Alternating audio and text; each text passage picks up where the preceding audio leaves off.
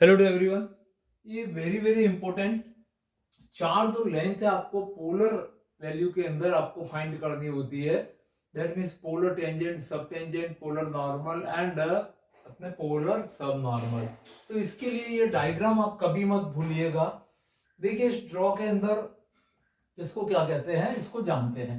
मान लीजिए ये कर्व सी है जहां पे एक टेंजेंट पी से टी डैश एक टेंजेंट ड्रॉ किया गया है और इसका रेडियस वेक्टर ओ से पी की तरफ जाने वाला ये आपका रेडियस वेक्टर आर लेंथ ओ से पी तक का आर लेंथ का रेडियस वेक्टर है। इन दोनों के बीच का एंगल फाई है और टेंजेंट के द्वारा इनिशियल लाइन से बना एंगल साई होता है। तो अपन यहाँ पे फाई और आर की फॉर्म में सबकी लेंथ फाइंड करेंगे। तो देखिए सबसे पहले यहाँ पे देखते हैं नॉर्मल क्या होता है। नॉर्मल एक स्ट्रेट लाइन होती है जो टेंजेंट पे राइट एंगल बना के निकलती है। दैट मीन्स ये पूरा भी आपका राइट एंगल है। ये ध्यान रखना है, इस डायग्राम में थोड़ा सा आपको दिक्कत आ सकती है तो थोड़ा समझना है, इसके कंसेप्ट पे जाना है। अब यहां से अपन देखते हैं कि ये रेडियस एंगल अपने टेंजेंट और रेडियस वेक्टर के बीच का एंगल फाई है, तो इसका वर्टिकल ऑपोजिट ये एंगल भी फाई होगा। तो ये एंगल आपके पास में बन के आएगा 90 माइनस फाइव, बिकॉज ये पूरा राइट एंगल होता है। पी और टी के बीच का सॉरी नॉर्मल और टेंजेंट के बीच का एंगल राइट एंगल है। तो दिस एंगल ये आपका फाइव एंगल है, तो इसके इधर बचेगा 90 माइनस फाइव। अब यहाँ पे ये राइट एंगल से निकलता है वापस, तो ये एंगल आपको फाइव मिल जाएगा। तो ध्यान रहे एंगल का थोड़ा सा। अब अपने को फाइंड करनी है लेंथ ऑफ टेंजेंट पीटी। तो ये पी से टी फाइंड करनी है। तो देखिए अपन नॉर्मल ट्रिग्नोमेट्री की हेल्प से इसको फाइंड करेंगे, जो अपने रेशियो जो ट्रिग्नोमेट्रिकल रेशियो होते हैं उससे फाइंड करते हैं। तो ये फाइव एंगल है, फाइव के सामने वाला परपेंडिकुलर हो जाएगा। ये एंगल राइट एंगल होता है तो इधर भी राइट एंगल। दैट मीन्स ये आपका हाइपोटेनियस है, जिसको अपन कर्ण भी कहते हैं हिंदी के अंदर। तो 90 के सामने ये कर्ण हो गया। अपने को पीटी मतलब हाइपोटेनियस फाइंड करना है और यहाँ का एंगल फाइव दिया हुआ है, ये परपेंडिकुलर हो गया। तो ये जो आर लेंथ में फाइंड करना है, तो ये अपने लिए बेस का काम कर रहा है। यहाँ पे ये बेस का काम कर रहा है। तो आप यदि यहां से कॉस का फॉर्मूला लगाते हैं, कॉस फाइव, तो कॉस फाइव का फॉर्मूला बी अपॉन एच होता है, मतलब आपका हिंदी में आधार बटे कर्ण होता है। तो इसके लिए बेस तो हो गया R, cos of five is equal to R, और इसका हाइपोटेनियस हो गया पी से टी। अब इसको क्रॉस मल्टीप्लाई करेंगे, अपन को पीटी फाइंड करना है, तो R upon cos of five, और कॉस फाइव को ऊपर ले जाएंगे तो ये आर सेक फाइव हो जाता है। दैट मीन्स ये आपका पीटी है वो पी से T is equal to R sec five, और सेक फाइव को अपन लिख सकते हैं root of 1 plus tan square five. और टेन फाइव का वैल्यू आपको बताया था फर्स्ट वीडियो में, R into D theta upon D R. Look this, ये आर का आर आ गया, 1 प्लस टेन फाइव का वैल्यू रखेंगे तो R D theta upon D R का स्क्वायर। तो इस तरह से लेंथ ऑफ टेंजेंट अपन ने फाइंड कर ली है। अब उसके बाद में ऐसे कि ऐसे सब टेंजेंट, तो सब टेंजेंट किसको कहते हैं, जो नॉर्मल की तरफ जाती है लाइन, ओ से टी लाइन जाती है। तो ओ से टी फाइंड करने के लिए इसी ट्रायंगल को काम में लेते हैं।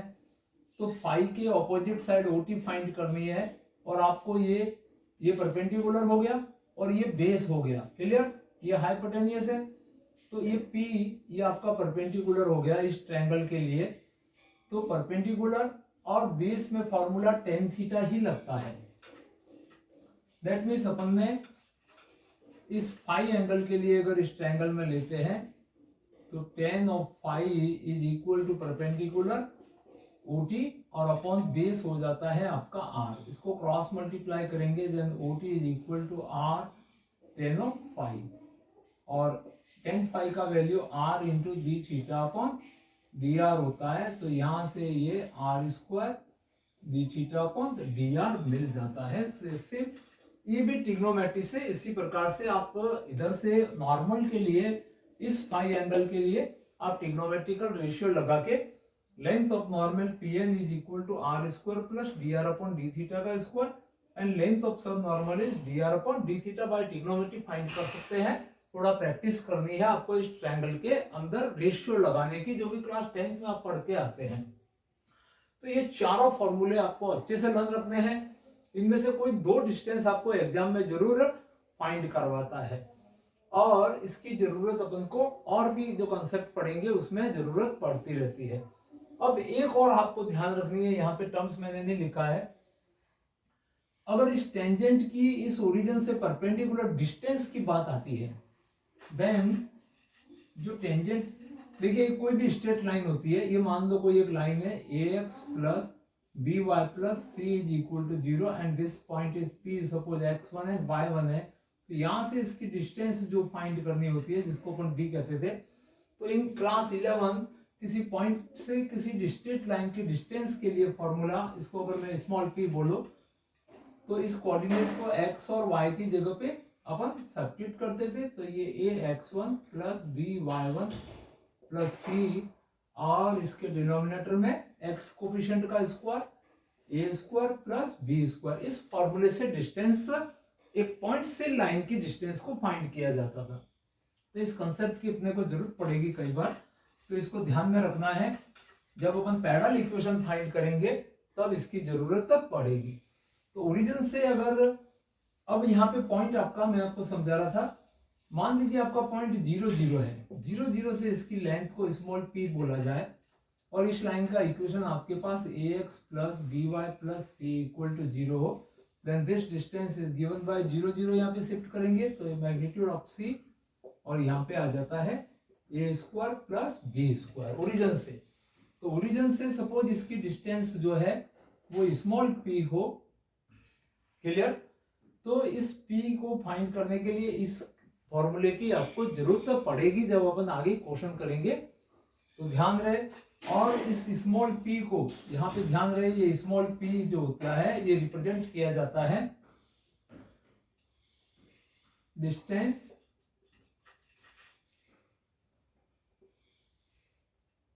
From origin to tangent of the curve, to tangent of curve.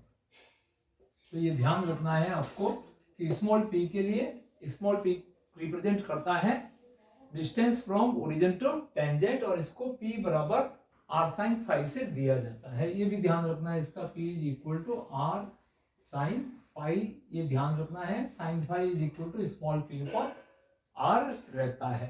तो ये आपको ध्यान रखना होगा, इस फॉर्मूले को भी काम में लेना है। जब अपन पैरेलल इक्वेशन के क्वेश्चन करेंगे तब इसकी बार बार जरूरत पड़ेगी। तो इस बेसिक वीडियो में आपको ये चारों लेंथ निकालना और स्मॉल p क्या है इसके बारे में समझाया गया है। और आगे पढ़ेंगे अपन कि जो फंक्शन p और r में लिखे जाते हैं, रेडियस वेक्टर और इस डिस्टेंस के फॉर्म में लिखे जाते हैं, उनको उस कर्व का पैरेलल इक्वेशन कहते हैं। तो अपन पैरेलल इक्वेशन पढ़ते समय ध्यान रखेंगे कि अपने को सॉल्यूशन p और r में रिप्रेजेंट करना है। r is the length of radius vector and p is distance from origin to tangent of the curve है। तो इस p को निकालने के लिए ये फॉर्मूला भी ध्यान रखना है, और जो डिस्टेंस फॉर्मूला एक लाइन का पॉइंट से जो बताया गया है तो उसको भी काम में लेना है। तो इसी तरह से आपके एग्जाम आने वाले हैं, उसकी तैयारी के लिए बने रहे हमारे चैनल पे। अभी तक सब्सक्राइब नहीं किया है तो कर दीजिए और अपने सभी मित्रों में शेयर कर दीजिए। Thank you watching this video.